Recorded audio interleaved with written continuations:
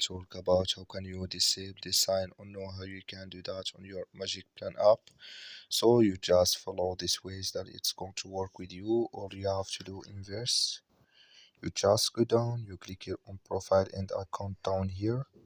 So then it's going to take you to your profile. It's going to show for you like this. Then you click here on app preferences, you just click on it.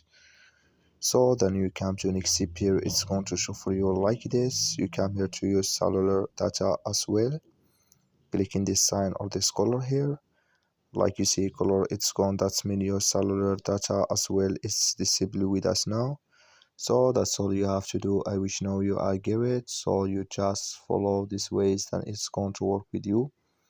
Thank you for your watching. Don't forget to support us by liking and subscribe. So that's all. I wish now you I get it. So that's all. Thank you for your watching.